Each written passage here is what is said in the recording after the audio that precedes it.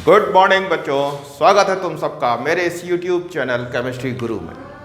मैं Ramesh Kumar Tripathi Ratan Sen inter college Bansi Siddharthnagar से तुम लोगों के लिए लेकर आता हूँ नए नए वीडियोस, नए नए चैप्टर्स पर।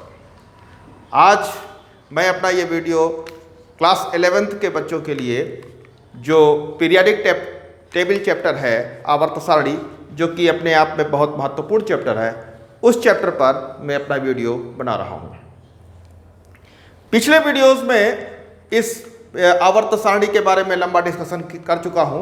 जिन लोगों ने मेरे अपने पिछले वीडियो नहीं देखे हैं वो पिछला वीडियो ज़रूर देखें, क्योंकि वहाँ पर मैंने बहुत अच्छे ढंग से परमाणु के आकृति, परमाणु आकार और इसके साथ साथ electronegativity, electron affinity, ionization potential, इन सब पर एक डिस्क्रिप्टिव वीडियो बनाया है। एक डिटेल्ड में एनालिसिस वहाँ पर की है और वहाँ अच्छे ढंग से इस बात को समझाने की कोशिश की है। अगर तो उन वीडियोस को देखोगे तो तुम्हें वो चीज़ें अच्छे ढंग से समझ में आएंगी। इन्हीं प्रॉपर्टीज़ के आधार पर एलिमेंट्स के तमाम और ऐसे गुण हैं जिनका डिस्कशन किया जाता है। मैं फिर याद दिला दूँ, 4 प्रॉपर्टीज़ जो शुरुआत में मैंने पिछले वीडियो जो बनाई हैं मुख्य हैं। परमाणु का आकार, दूसरा पॉइंट आयनाइजेशन पोटेंशियल, तीसरा पॉइंट इलेक्ट्रोनेगेटिविटी और चौथा पॉइंट इलेक्ट्रॉन अफिनिटी। ये 4 पॉइंट अच्छे से समझ लो तो आगे इन तत्वों के गुणों को समझने में बड़ी आसानी हो जाती है। बच्चे अक्सर परेशान होते हैं कि इतनी सारी प्रॉपर्टीज़ हैं, कौन क्या एलिमेंट कौन क्या कर रहा है, कौन ऑक्सीडाइज कर रहा है, कौन रिड्यूस कर रहा है, कौन एसिड है, कौन बेस है, इन सब को लेकर मार परेशानियां हैं, बहुत सारी परेशानियां होती हैं, कैसे समझा जाए। तो मैं यहाँ पर आज इन्हीं सारी प्रॉपर्टीज़ को डिस्कस करने वाला हूँ। इस वीडियो को लास्ट तक देखना। अगर तुम लास्ट तक देखते हो, धैर्य से इसको समझते हो, तो मैं गारंटी देता हूँ कि आप इस पूरी पीरियाडिक टेबल को अच्छी ढंग से समझ जाओगे और तमाम एलिमेंट्स की तमाम प्रॉपर्टीज़ याद भी नहीं करनी पड़ेगी और चीज़ें समझ में आ चुकी होंगी। तो चलिए बिना समय गंवाए शुरू करते हैं। बच्चों, जो मैंने बताया था तुम लोगों को कि आकार जो होता है, जो आकृति होती है एटम की, एटम का जो साइज है, ये साइज है एटम का। सारा खेल इस साइज का है। साइज के छोटे बड़े होने से ही एटम की प्रॉपर्टीज में परिवर्तन आता है। यहां मैंने बताया था कि किसी भी ग्रुप में ऊपर से नीचे आने पर एटम का साइज बड़ा होता है, यानी सीजियम का साइज सोडियम से बड़ा है, या इधर से इधर जाते हैं तो साइज छोटा होता जाता है। पोटेशियम का साइज बड़ा है, ब्रोमीन का साइज छोटा है, इधर से इधर जाने पर साइज छोटा होता जाता है। ये मैंने बताया था। अब आइए इसी आधार पर मैं कुछ एक बातें और डिस्कस करने वाला हूं। जैसे सबसे पहला पॉइंट जो आती है बात वो ये कि भाई एक चीज होती है मेटल और एक चीज होती है नॉन मेटल। ये मेटल और नॉन मेटल क्या बोला है? मेटल की क्या परिभाषा है? मेटल तो मेटल माने धातु। अभी तक तो हाई स्कूल के स्तर पर जो बच्चे पढ़ के आए हैं वो तो बड़े आसानी से कह देते हैं धातुओं को पीटने पर आवाज होती है, ठोस होती है और दुनिया भर की बातें जो बताई जाती है हाई स्कूल में, वो तो सब फिजिकल प्रॉपर्टीज पर बेस है। लेकिन केमिकली अगर देखा जाए, रासायनिक दृष्टिकोण से, इलेक्ट्रॉनिक पॉइंट ऑफ व्यू से, इलेक्ट्रॉन के आधार पर अगर हम इस बात का डिस्कशन करें तो ऐसे तत्व जो आसानी से इलेक्ट्रॉन का त्याग कर सकते हैं, ऐसे तत्व जो आसानी से इलेक्ट्रॉन का त्याग कर सकते हैं, वो तत्व मेटल कहलाते हैं। और वो तत्व जो आसानी से इलेक्ट्रॉन को ग्रहण कर सकते हैं वो नॉन मेटल कहलाते हैं। एक एटम है, इसके आउटर मोस्ट ऑर्बिट पे एक इलेक्ट्रॉन है और ये एक इलेक्ट्रॉन को निकाल देता है। अगर वो एक इलेक्ट्रॉन को निकाल देता है आसानी से, तो ऐसी कंडीशन में ये मेटल कहा जाएगा। ठीक, यदि कोई परमाणु बाहर से किसी इलेक्ट्रॉन को खींचने की ताकत रखता है, यानी इलेक्ट्रॉन को लेने की क्षमता रखता है, तो ऐसी कंडीशन में वो नॉन मेटल कहा जाएगा, यानी वो अधातु कहलाएगा। आई बात समझ में? कोई परमाणु अगर आसानी से अपनी बाह्यतम कक्षा का इलेक्ट्रॉन त्याग देता है तो ऐसी कंडीशन में वो मेटल कहा जाएगा। लेकिन अगर कोई परमाणु बाहर से इलेक्ट्रॉन को अंदर की तरफ आकर्षित करता है या लेना चाहता है तो वो नॉन मेटल कहा जाएगा। बात क्लियर? एक ऑक्टेट रूल तुम लोग पढ़े होगे, जानते होगे कि हर परमाणु अपनी बाह्यतम कक्षा में 8 इलेक्ट्रॉन या 0 इलेक्ट्रॉन रखना चाहता है। यानी हर परमाणु की इच्छा होती है कि या तो बाह्यतम कक्षा खाली हो जाए या बाह्यतम कक्षा भर जाए। ठीक है, तो ऐसे परमाणु, जरा इस बात को समझना यहां पे, ऐसे परमाणु जिनकी बाहरी कक्षा में 1 इलेक्ट्रॉन है, ठीक, तो वो क्या करेगा, वो इलेक्ट्रॉन को त्याग देगा। 1 इलेक्ट्रॉन है, 1 इलेक्ट्रॉन त्याग करके अपनी कक्षा को खाली करने की कोशिश करेगा। यदि बाह्यतम कक्षा में 2 इलेक्ट्रॉन है तो भी वो इलेक्ट्रॉन त्याग करके अपनी कक्षा खाली करने का प्रयास करेगा। बाह्यतम कक्षा में 3 इलेक्ट्रॉन हो नहीं सकते, जानते हो बाह्यतम कक्षा में प्रायः 2 होते हैं, लेकिन अगर 3 हैं तो वो 3 भी त्याग करेगा। तो ऐसे में ये तत्व कहलाएंगे मेटल्स। अब अगर 4 हैं तो 4 में दोनों बातें संभव हैं, वो त्याग भी सकता है और इलेक्ट्रॉन को ग्रहण भी कर सकता है, ये उसकी परिस्थिति पर निर्भर करेगा। ऐसे में वो धातु होगा, धातु भी हो सकता है, अधातु भी हो सकता है, ये उसके साइज पर निर्भर करेगा। और यदि बाह्यतम कक्षा में 5 इलेक्ट्रॉन है तो ऐसी कंडीशन में निश्चित तौर पर वो इलेक्ट्रॉन को ग्रहण करेगा। अगर 5 इलेक्ट्रॉन है तो क्या होगा कि फिर वो अपनी ऑक्टेट को पूरा करने के लिए 3 इलेक्ट्रॉन ग्रहण करने की कोशिश करेगा, और जब वो इलेक्ट्रॉन ग्रहण करने की कोशिश करेगा तो इसको हम नॉन मेटल बोलेंगे। अगर बाह्यतम कोश में 6 इलेक्ट्रॉन है तो भी वो इलेक्ट्रॉन लेने की कोशिश करेगा। कितने? 2। अगर बाह्यतम कोश में 7 इलेक्ट्रॉन है तो भी वो 1 इलेक्ट्रॉन लेने की कोशिश करेगा 8 करने के लिए। तो कहने का मतलब जो तत्व इलेक्ट्रॉन ग्रहण करने की कोशिश करेगा वो नॉन मेटल होगा, जो इलेक्ट्रॉन त्यागने की कोशिश करेगा वो मेटल होगा। ये बात समझ में आई? अब आइए इस आवर्त सारणी को ध्यान से देखते हैं। आवर्त सारणी के इस समूह में सभी तत्वों के बाह्यतम कोश में 1 इलेक्ट्रॉन है, इसमें बाह्यतम कोश में 2 इलेक्ट्रॉन है, इन सब के बाह्यतम कोश में 2 इलेक्ट्रॉन है, सबके बाह्यतम कोश में 2 इलेक्ट्रॉन है। केवल कॉपर में 1 होता है और इधर क्रोमियम वाले में 1 होता है। तो कहने का मतलब इन सब के बाह्यतम कोश में 2 या 1 इलेक्ट्रॉन है। यहां पर चलें तो इनके बाह्यतम कोश में 3 इलेक्ट्रॉन है। तो इसलिए बेटा 3 इलेक्ट्रॉन तक ये जो बाह्यतम कोश में है ये सब हो गए क्या? मेटल। इनके बाह्यतम कोश में 3 इलेक्ट्रॉन है, ये इलेक्ट्रॉन त्यागने की कोशिश करेंगे। बैलेंसी इलेक्ट्रॉनों की संख्या, बाह्यतम तो कहना ठीक नहीं है क्योंकि ये दोनों तो बाह्यतम देंगे, लेकिन इसमें क्या होता है, डी में भी 1 इलेक्ट्रॉन होता है, संयोजी इलेक्ट्रॉन वो भी है, उसको भी त्यागने की कोशिश करेंगे।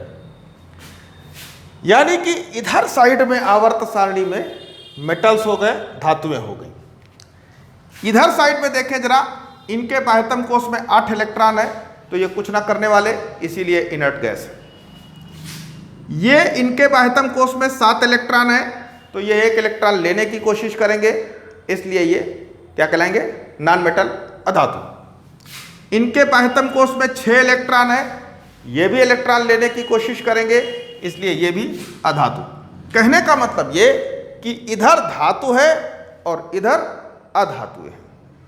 ठीक है, इसका मतलब जैसे जैसे इधर की तरफ बढ़ेंगे इनके धात्विक गुण कम होते जाएंगे और तत्वों के अधात्विक गुण बढ़ते जाएंगे।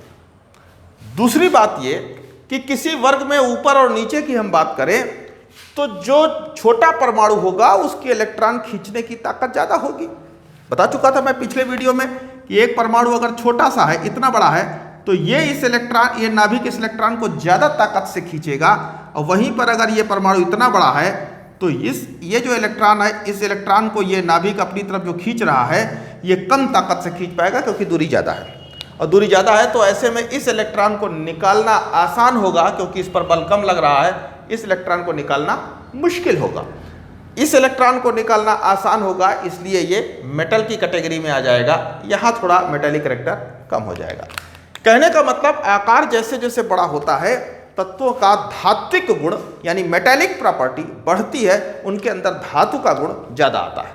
इसीलिए यहाँ पर जरा ध्यान से देखो, नाइट्रोजन है, नाइट्रोजन अधातु है, बाहरी कोश में 5 इलेक्ट्रॉन है, अधातु है, और वहीं पर जब नीचे आते हैं तो ये बिस्मथ धातु है। यानी ऊपर वाला तत्व से इलेक्ट्रॉन निकालना मुश्किल है, लेकिन नीचे वाले से इलेक्ट्रॉन निकाला जा सकता है, और इसलिए ऊपर से नीचे आने पर तत्वों का धात्विक गुण बढ़ता है, अधात्विक गुण घटता है। Is it clear? तो इस आधार पर ये पूरी पीरियोडिक टेबल तुम देख रहे हो बच्चों, यहां पर ये एक लाइन तुम देख रहे हो, ये boron, silicon, arsenic, germanium, arsenic, antimony और पोलोनियम। तो इनसे, इस लाइन से इधर जितने भी तत्व तुम देख रहे हो, ये सब मेटल की कैटेगरी में आते हैं, और इस लाइन से इधर यानी कौन, बोरान, सिलिकॉन, आर्सेनिक, टेलुरियम, एस्टेटिन, इस टेलुरियम, पोलोनियम, ये इसे से इधर वाले जो तत्व हैं वो अधातु की श्रृंखला में आते हैं, यानी वो नॉन मेटल्स हैं, अधातुएं हैं। हाँ, ये वो तत्व हैं, इनको तो देख रहे हो, boron, silicon, germanium, arsenic, antimony, ये जो तत्व हैं, इन तत्वों की खास बात ये है कि ये तत्व दोनों तरह की प्रॉपर्टी शो करते हैं, यानी कभी कभी धातुओं की तरह, कभी कभी अधातुओं की तरह, कंडीशन पर निर्भर करता है, इसलिए इनको उपधातुएं यानी मेटेलॉइड्स कहा जाता है। क्लियर? परिभाषा क्लियर हो गई, मेटल्स क्या होते हैं, नॉन मेटल्स क्या होते हैं, और पीरियोडिक टेबल में कौन कैसे वेरी करता है, ये बात मेरे ख्याल से क्लियर हो चुकी है। अब केमिस्ट्री की भाषा में बात करें, आयनाइजेशन पोटेंशियल, इलेक्ट्रॉन को निकालने में व्यय होने वाली ऊर्जा।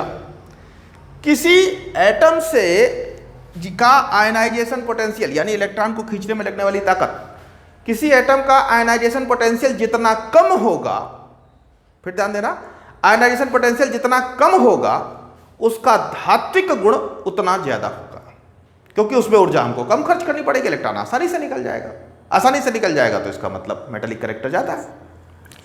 तो कहने का मतलब, जब किसी परमाणु में आयनन विभव कम होता है तो वहां से इलेक्ट्रॉन निकालना आसान है, और वो परमाणु या वो तत्व एक अच्छी धातु कहलाएगा। इसी का जस्ट अपोजिट, जिन तत्वों में आयनन विभव ज्यादा होता है वो अधातुएं होते हैं, उनसे इलेक्ट्रॉन निकालना मुश्किल है। विद्युत ऋणात्मकता की बात करें तो ऐसे तत्व जिनकी विद्युत ऋणात्मकता ज्यादा होगी वो नॉन मेटल होंगे, अधातुएं होंगे, क्योंकि उनके अंदर इलेक्ट्रॉन को खींचने की ताकत ज्यादा है, वो इलेक्ट्रॉन को ले लेंगे। जब परमाणु के अंदर इलेक्ट्रॉन को एब्जॉर्ब कर लेंगे, इलेक्ट्रॉन लेने की ताकत उनके अंदर है, इसलिए वो अधातु है। दो बातें क्लियर? तो ये तो था मेटल और नॉन मेटल। अब मैं आगे बढ़ता हूं। इसके बाद एक चीज आती है कि किसी तत्वों के ऑक्साइड्स के बारे में, कौन से ऑक्साइड्स अम्लीय होंगे और कौन से ऑक्साइड्स क्षारीय होंगे। तो जो बेटा मेटल होता है, मेटल का जो ऑक्साइड होता है वो हमेशा क्षारीय होता है, दिमाग में बैठा लो।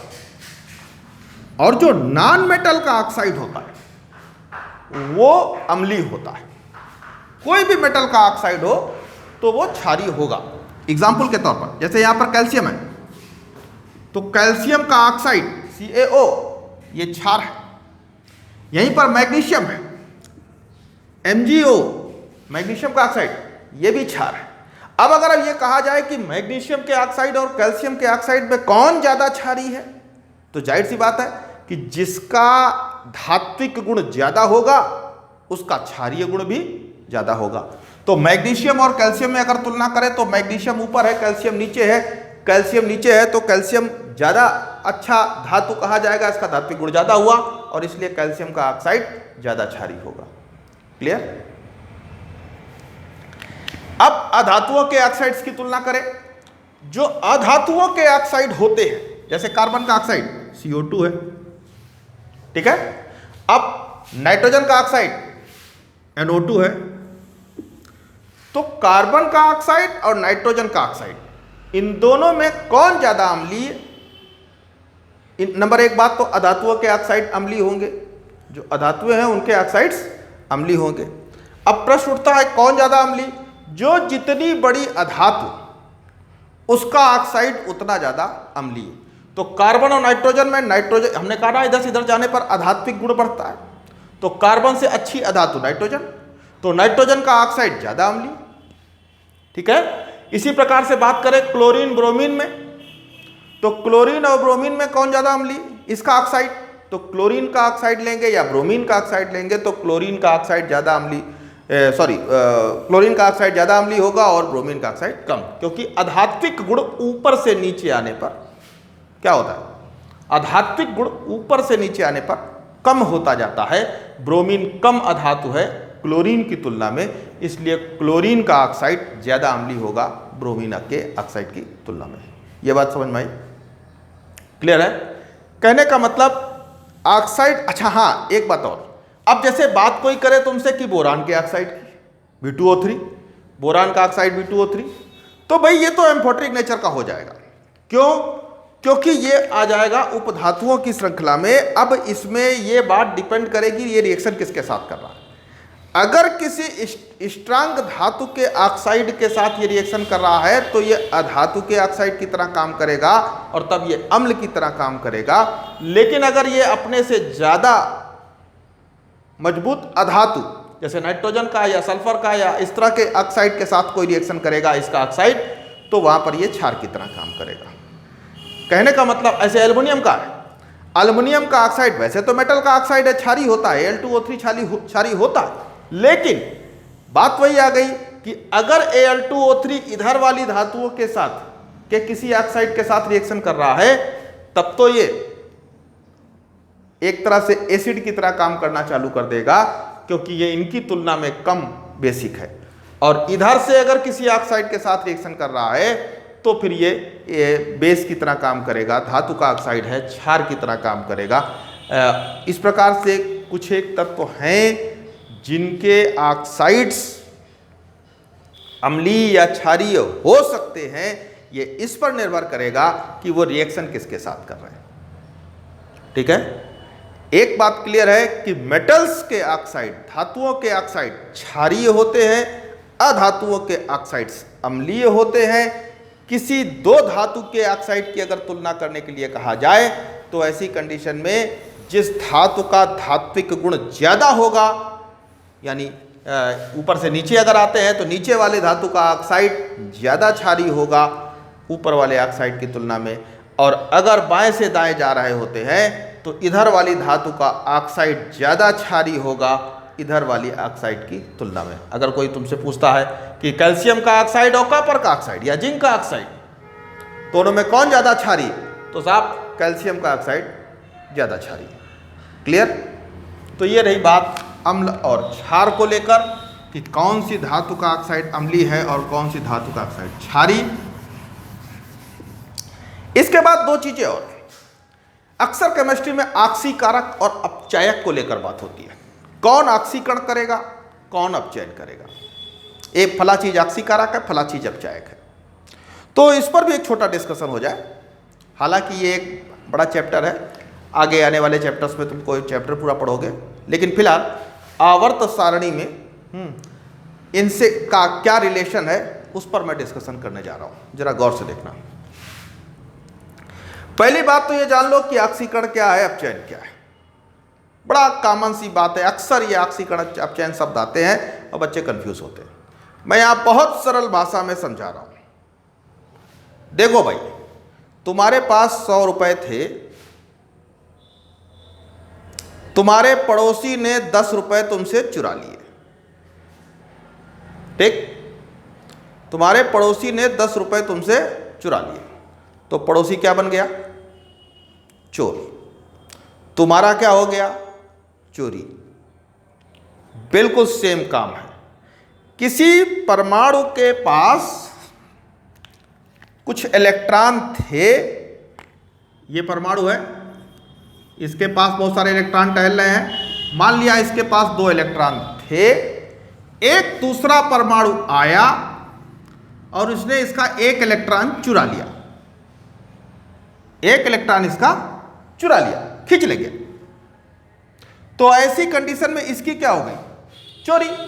और इसकी चोरी हो गई, कहेंगे इसका ऑक्सीकरण हो गया। रसायन विज्ञान की भाषा में ऑक्सीकरण हो गया। क्या हो गया? ऑक्सीकरण। ठीक। और इसने ले लिया इलेक्ट्रॉन, तो इसका क्या हो गया? अपचयन। इसका हो गया ऑक्सीकरण, इसका हो गया अपचयन। ठीक है। जब किसी परमाणु से इलेक्ट्रॉन निकल गया तो कहा जाएगा उस परमाणु का ऑक्सीकरण हो गया, और यदि किसी परमाणु ने इलेक्ट्रॉन ले लिया तो कहा जाएगा उसका अपचयन हो गया। यह बात क्लियर है? अब इसका हो गया ऑक्सीकरण, और इस ऑक्सीकरण को किया किसने? इसने। तो चोर कौन? ये। यानी अगर ये चोरी हुई तो ये चोर, अगर ये ऑक्सीकरण हुआ तो इसको कहेंगे ऑक्सीकारक। क्या कहेंगे? ऑक्सीकारक। ऑक्सीकारक। ऑक्सीकारक कौन होता है? ऑक्सीकारक वो होता है जो किसी परमाणु से इलेक्ट्रॉन को चुरा ले। ठीक है, बात समझ में आई? ऑक्सीकारक कौन है? जो परमाणु से इलेक्ट्रॉन को चुरा ले, किसी दूसरे परमाणु से इलेक्ट्रॉन को चुरा ले। तो अगर ये ऑक्सीकारक तो उसका अपोजिट ये, इसको कहा जाएगा अपचायक। ठीक। अपचायक कौन है? जिसका इलेक्ट्रॉन आसानी से चोरी हो जाए, या यूं कहें कि जो इलेक्ट्रॉन किसी को दे दे आसानी से। आई बात समझ में? और अभी मैं बता चुका हूं जो इलेक्ट्रॉन देते हैं वो क्या कहलाते हैं? धातु। यानी ये क्या है? धातु। ये कौन है? ये इलेक्ट्रॉन ले रहा है, और जो इलेक्ट्रॉन लेते हैं वो क्या होते हैं? अधातु। यानी ये हुआ अधातु। यानी जो चीज अधातु है वही ऑक्सीकारक है, और जो चीज धातु है वही अपचायक है। और ये मैं अभी बता चुका हूं कि इधर धातु है, इधर अधातु है। ये धातु है और ये धातु है, इसलिए ये अपचायक है, और इधर अधातुएं हैं, ये अधातुएं ऑक्सीकारक हैं। यानी धातुएं जो होती हैं वो अपचायक होती हैं। अपचायक का मतलब इलेक्ट्रॉन देती हैं, और अधातुएं होती हैं वो ऑक्सीकारक होती हैं, यानी इलेक्ट्रॉन लेती हैं। बात समझ में आई? फिर वही बात, जो जितनी अच्छी धातु वो उतना अच्छा अपचायक, जो जितनी अच्छी अधातु वो उतना अच्छा ऑक्सीकारक। मतलब अगर मैं बात करूं यहां पर कि साहब नाइट्रोजन और फ्लोरीन दोनों में कौन अच्छा ऑक्सीकारक, तो प्रश्न होगा उठता है कि नाइट्रोजन और फ्लोरीन में कौन अच्छी अधातु, और अधातु इधर से इधर जाने पर बढ़ती है, यानी कि फ्लोरीन बहुत अच्छी अधातु है, और फ्लोरीन बहुत अच्छी अधातु है, इसलिए फ्लोरीन बहुत अच्छा ऑक्सीकारक है। क्लियर? बात क्लियर? इसी प्रकार से मैं इधर बात करूं कि कैल्शियम और पोटेशियम में कौन अच्छा अपचायक, तो जनाब कैल्शियम और पोटेशियम की अगर बात करते हैं तो कैल्शियम और पोटेशियम में पोटेशियम ज़्यादा अच्छी धातु है, इसलिए पोटेशियम एक अच्छा अपचायक होगा। ठीक है? इसी प्रकार से, हालांकि अपचयन में लेकर कुछ एक बातें और भी हैं, वो एक विद्युत अभी पढ़ोगे, इलेक्ट्रोकेमिस्ट्री पढ़ोगे तो वहाँ पे और भी इस पर डिस्कशन होगा। लेकिन फिलहाल पीरियाडिक टेबल में सामान्य तौर पर हम ऑक्सीकारक और अपचायक को इस प्रकार से समझ सकते हैं। एक बात दिमाग में बैठा लेना कि मेटल धातु अपचायक है, अधातु ऑक्सीकारक है, धातु का ऑक्साइड क्षारीय है, अधातु का ऑक्साइड अम्लीय है। जो परमाणु इलेक्ट्रॉन आसानी से त्याग सकता है वो धातु है, जो परमाणु आसानी से इलेक्ट्रॉन ग्रहण कर सकता है वो अधातु है। आवर्त सारणी में इस तरफ धातु है, इस तरफ अधातु है। जैसे जैसे इधर जाएंगे धात्विक गुण कम होता जाएगा और इधर जाकर अधातुएं बन जाएगा। ठीक है?